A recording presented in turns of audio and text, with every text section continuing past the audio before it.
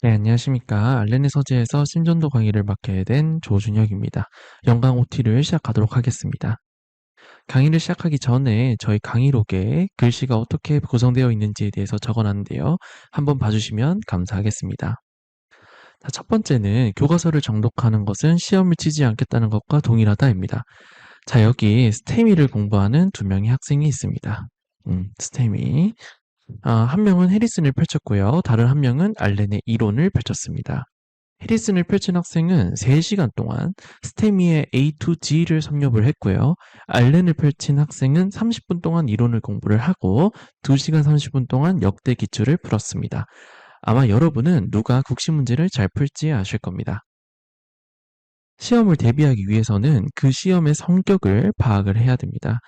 국시는 마음먹고 합격률을 조절하는 시험이 아니라 의사라면 응당 알아야 할 중요한 내용을 묻는 시험입니다.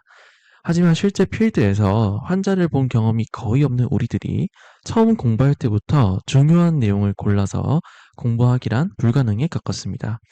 이 사실을 너무나 잘 아는 우리 교수님들이 아주 친절하게도 기출문제로 중요한 내용들을 전부 알려주셨어요. 그래서 국시를 처음 대하는 우리의 태도는 기출이라도 숙지하자여야 합니다. 기출이라도 숙지하자. 기출을 모두 숙지한 다음에 그 안에서 교과서를 찾아가며 원리를 이해해도 전혀 늦지 않아요. 자, 두 번째는 수치에 집착하지 말고 환자를 보자입니다. 이번에는 응급실로 온 2명의 환자를 보도록 하겠습니다. 한 명은 32살의 남자로 3일 전부터 검은 변을 변기 한가득 6번을 보고 숨이 차서 왔어요. 다른 한 명은 82세 여자 할머니로 CKD를 20년 동안 앓고 있었던 분이에요. 내원 2일 전부터 갑자기 소변이 나오지 않고 숨이 차서 왔습니다. 그런데 응급실에서 시행한 랩상 헤모글로빈이 둘 다 7.0이에요. 큰일 났죠. 자, 우리가 배우기로는 헤모글로빈이 7 미만이면 수혈을 해야 마땅합니다. 자, 여러분은 어떻게 하실 건가요? 헤모글로빈 수치에 집착을 해가지고 주호소의 원인을 놓치게 되면 두 환자 모두에게 팩 RBC를 주게 될 겁니다. 젊은 남자 환자는 상태가 나아지겠지만 할머니는 잠시 후 의식이 쭉쭉 처지게 될 겁니다. 자, 할머니를 살리지 못했다는 것에 분개하면서 한 학생 의사가 막 왔어요. 그래서 아니 저 정도 빈혈 있으면 RBC 줘도 되는 거 아니냐? 왜 저렇게 의식이 떨어지냐? 네, 줘도 됩니다. 근데 그건 주호소를 해결할 수 없기 때문에 틀린 답입니다. 할머니의 숨참은 어네미아에 기인한 것이 아니기 때문이죠. 할머니의 볼륨 오버로드를 해결해주기 위해서 투석을 하면서 동시에 수혈을 한다면 정답이 됩니다. 자, 국시를 치든 실제로 환자를 보든 수치에 집착하지 말고 주호소에 집중하세요. 아마 문제에 많은 보기가 걸러질 겁니다. 자, 세 번째는 국시는 목숨을 건 스무고개입니다. 자, 실제로 그럴 일은 없겠지만 문제에 나온 환자가 앓고 있는 질환을 재빨리 찾아내지 못한다면 죽는 그런 극단적인 상황을 가정해 봅시다. 국시는 제한 시간 안에 정답 보기를 찾아내지 못하면 틀린 거니까 별반 다르지 않겠죠. 자, 이때 여러분은 어떻게 접근하실 건가요? 막 다 물어보고 이럴 건가요? 아니죠. 아마 최대한 적은 숫자의 질문으로 병을 가려내고자 할 겁니다. 자, 어떤 질환을 공부하든 우리가 해야 할 건 진단까지의 최단 경로를 찾는 거예요. 최단 경로를 찾기 위한 노력을 끊임없이 할 때 문제를 푸는 실력이 쑥쑥 오를 것이라 저는 확신합니다.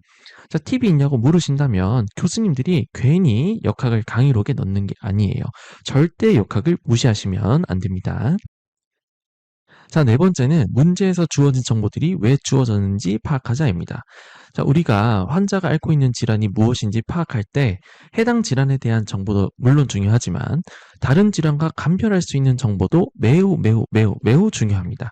자, 주어진 임상 증상이나 검사 결과가 어떤 이유로 주어졌는지 항상 생각하셔야 합니다. 자, 다섯 번째. 자, 우리가 제일 원하는 게 뭔가요? 유급 다들 싫어하시죠? 자, 우리가 제일 원하는 건 진급입니다. 그쵸? 자, 그래서 진급만예로 암기 팁을 만들어 봤는데요. 자, 이거는 우리가 앞으로 질환들을 엄청나게 많이 배울 거예요. 그리고 이것들을 전부 다 정리하려고 하겠죠. 근데 정리를 할 때마다 각각의 다른 기준으로 정리를 하게 되면 나중에 쓸 수가 없습니다. 그래서 정리하는 그런 포맷을 하나 알려드린 거예요. 자, 우선 진단 방법, 그 다음에 급성기 치료, 그 다음에 만성기 치료, 그리고 예방 치료. 자, 요렇게 네 가지로 나눠서 정리를 하시면 나중에 굉장히 하실 때 도움이 많이 될 겁니다. 자, 마지막으로는 자신을 항상 시험에 들게 하자입니다. 자, 극소수의 인원을 제외하고는 혼자 공부하기 정말 쉽지 않습니다. 동기들이랑 같이 공부하면서 끊임없이 질문하기 바랍니다. 자, 이해가 되지 않는 내용을 질문해도 좋고요. 스피드 퀴즈처럼 서로에게 질문해도 좋습니다. 친구랑 같이 공부하는 게 너무 부담스럽다. 나는 MBTI I다. 그리고 그런 상황도 여의치 않다. 그러면 알렌에서 플래시카드 기능 너무 잘 만들어뒀어요. 그거 적극적으로 활용해 보세요. 약점을 많이 보완할 수 있게 될 겁니다. 국시 진짜 별거 없습니다. 자주 보고 많이 보면 됩니다. 자, 이렇게 간략하게 OT를 진행을 해봤는데요. 앞으로 있을 심전도 강의들도 기대해 주시면 감사하겠습니다. 이상으로 영광 OT를 마치겠습니다. 감사합니다.